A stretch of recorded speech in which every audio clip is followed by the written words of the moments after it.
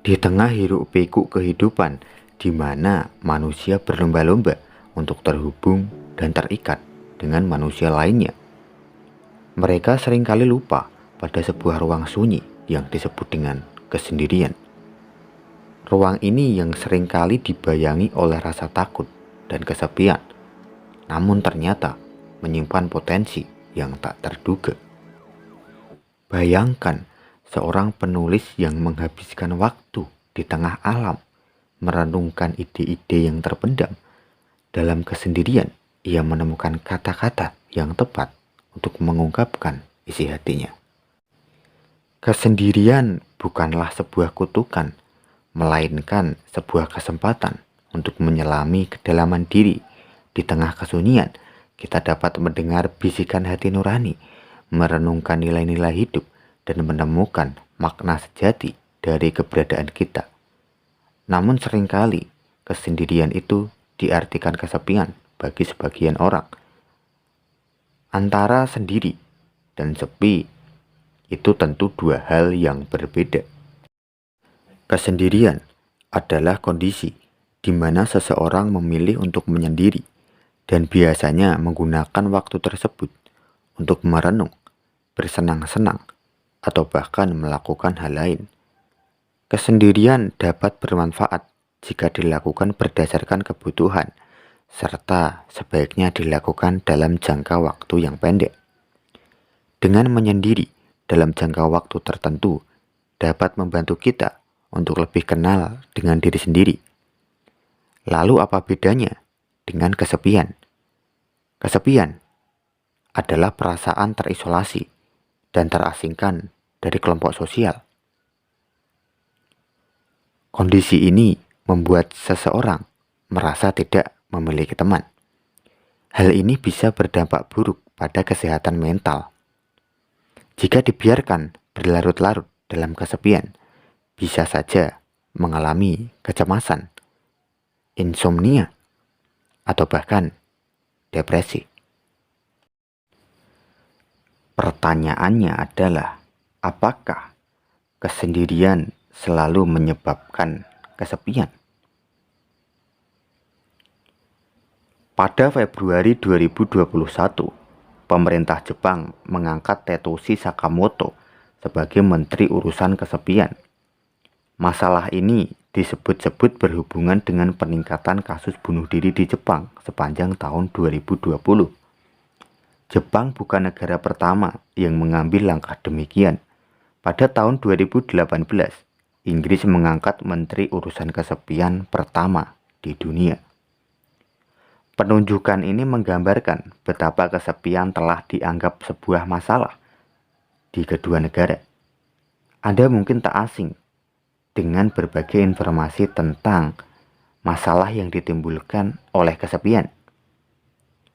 Begitu juga berbagai seruan untuk menghindari kesepian dan mencari hubungan sosial yang baik.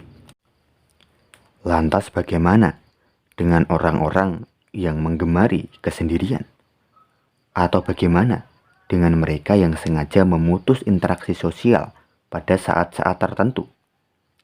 Apakah kesendirian semacam ini sama dengan kesepian? Apakah teman-teman semua pernah mendengar ungkapan kesepian di tengah keramaian? Ungkapan tersebut nyata adanya. Hal ini bisa terjadi jika keberadaan orang-orang di sekitar tidak dapat memberikan interaksi timbal balik yang sesuai dengan ekspektasi seseorang.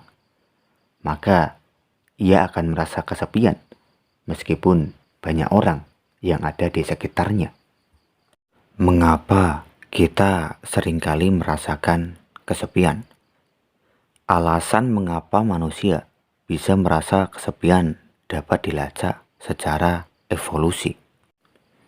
Sejak puluhan ribu tahun lalu, nenek moyang kita terbiasa hidup dalam kelompok. Bagi mereka, hidup bersama orang lain yang dapat dipercaya akan memperbesar peluang untuk bertahan hidup. Hidup berkelompok mempermudah mereka dalam memperoleh makanan, melawan ancaman dari hewan buas, hingga merawat keturunan. Bagi nenek moyang kita, hidup seorang diri adalah sesuatu yang berbahaya dan lebih mungkin mengundang maut. Dari situ mulai muncul kebutuhan untuk terhubung dengan orang lain yang dapat dipercaya. Karena hal ini menjadi salah satu faktor pendukung untuk bertahan hidup. Kebutuhan ini kemudian diturunkan secara turun-temurun. Ketika kebutuhan ini tidak terpenuhi, otak kita mengirimkan sinyal berupa perasaan tidak nyaman yang bernama kesepian. Seperti halnya rasa haus yang timbul saat tubuh kekurangan cairan dan mendorong kita untuk minum. Fungsi dari kesepian adalah untuk mendorong kita mencari koneksi dengan orang lain.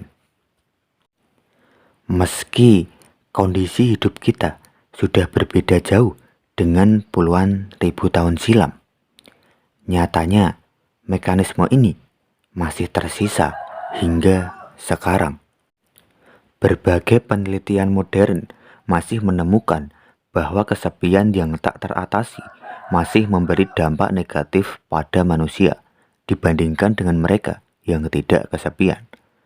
Orang yang kesepian lebih memandang dunia sebagai tempat yang mengancam, serta lebih peka dan lebih mungkin mengingat hal negatif dalam interaksi sosial mereka. Kecenderungan tadi dapat mengarahkan seseorang untuk memiliki ekspektasi yang negatif terhadap hubungan sosial dan mengembangkan sinisme serta ketidakpercayaan pada orang lain. Alhasil, mereka bisa saja menarik diri dari hubungan sosial yang membuat mereka semakin kesepian. Penelitian lain tentang kesepian juga mencatat dampak-dampak negatif lain. Dampak tersebut diantaranya meningkatkan resiko masalah kesehatan fisik. Perasaan tidak aman yang timbul karena kesepian dapat menurunkan kemampuan seseorang untuk meregulasi diri. Ini memperbesar peluang seseorang terlibat dalam perilaku beresiko dan kesulitan melakukan pola hidup sehat. Jika kesepian dapat menimbulkan masalah, bagaimana dengan kesendirian? Apakah senang untuk menyendiri dapat membahayakan? Menyendiri yang digolongkan sehat jika dilakukan atas keinginan sendiri. Artinya, pilihan untuk menyendiri adalah sesuatu yang kita nikmati.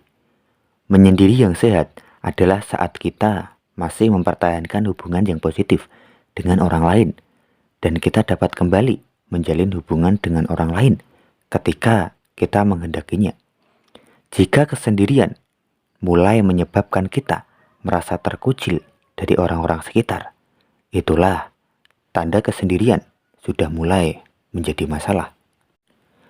Misalnya, Anda merasa butuh menyepi setelah rapat yang panjang, lelah sehabis sekolah, ataupun kegiatan lainnya.